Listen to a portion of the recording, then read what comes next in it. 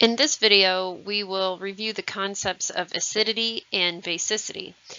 I'm also going to introduce some organic acids and bases that you should begin to get familiar with.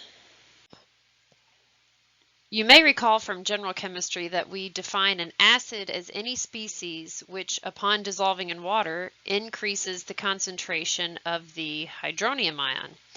Of course, what we mean is that if you have an acid, HA, and you dissolve it in water, H2O, you will expect it to form hydronium ion, H3O+, and the anion, A-.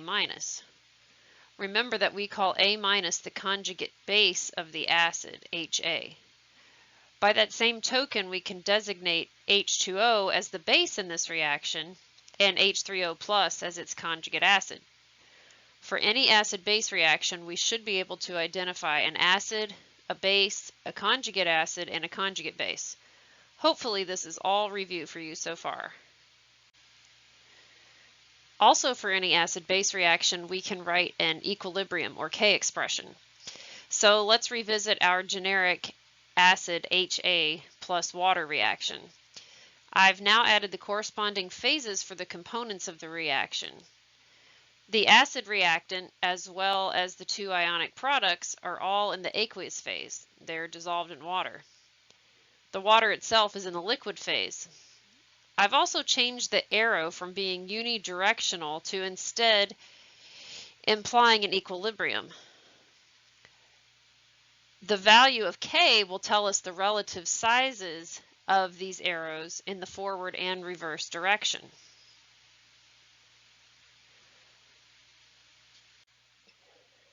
The equilibrium expression for this reaction would consist of the concentration of the ionic products in the numerator divided by the concentration of HA. Recall that we do not include substances in the liquid or solid state in a K expression. The expression in this case is termed Ka because it is an expression of acidity. A large Ka tells us that the equilibrium favors the forward direction. Another way of saying this is that the larger the Ka, the higher the concentration of hydronium ion in solution. Both of these statements are really just two ways of saying that a larger Ka means a stronger acid. Instead of discussing acid strength in terms of Ka, oftentimes we use the pKa. Recall that the pKa is the negative log of Ka. Therefore, a strong acid that has a large Ka will actually have a small pKa. Here are some strong inorganic or non-carbon containing acids that you should recall from general chemistry. The hydrogen halides, Hi, HBr, and HCl, all have pKa's of less than 0, meaning that the Ka is very large. For all practical purposes, we consider the dissociation of these strong acids in water to be irreversible. The Ka really just goes in one direction. Likewise, sulfuric, nitric, and perchloric acid are also very strong, and you may see some of these come into play this semester. You may also see these strong organic acids. Para-toluene sulfonic acid or tosic acid is one of the strongest organic acids that we will use, with a pKa in the ballpark of hydrochloric acid. Also strong is methyl sulfonic acid with a pKa of -1.2 and trifluoroacetic acid with a pKa of 0.2.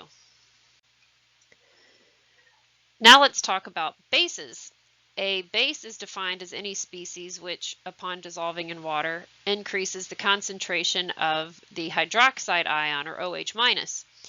So, in a similar fashion to acids, we can write a generic acid-base reaction for a base in water. We can also identify the acid and the base, the conjugate acid, and the conjugate base. Finally, we can write a Kb expression, and we can calculate the pKb for a given base in water. However, in this class, we will actually consider basicity from the opposite direction.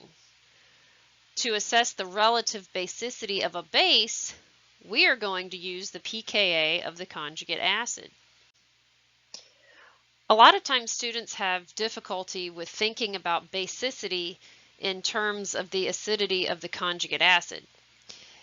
Some of the problem arises from being able to derive the conjugate acid from the base. For example, it's crucial that you be able to make the connection that H2O is the conjugate acid of OH-, or that NH4+ is the conjugate acid of NH3. Now let's use the pKa's of two acids to make a statement about the relative basicities of their parent bases.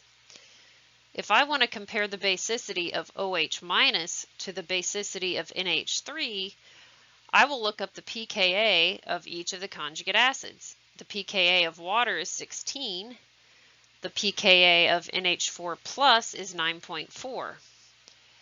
Since a lower pKa means a stronger acid, I can now state that NH4+ is a stronger acid than H2O. I can also conclude that since NH3 generates a stronger acid than does H2O, then NH3 must be a weaker base. Did you follow that? Let's do another one. Which is the stronger base, SH- or H2O? Start by writing the conjugate acid of each. So for SH-, I will write H2S, and for H2O, I will write H3O+.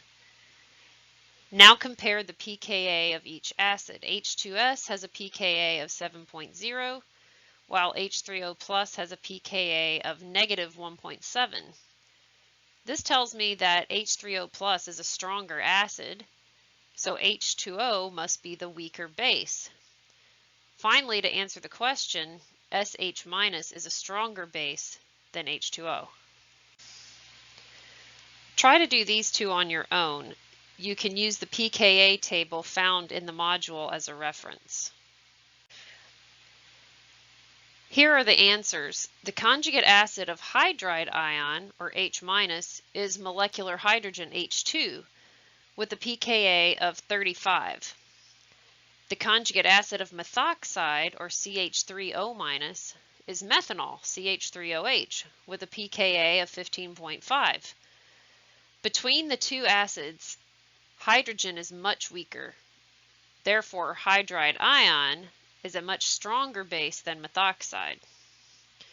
In the second example, the conjugate acid of methanol, CH3OH, has a pKa of -2.5, while the conjugate acid of bicarbonate, HCO3-, has a pKa of 6.4.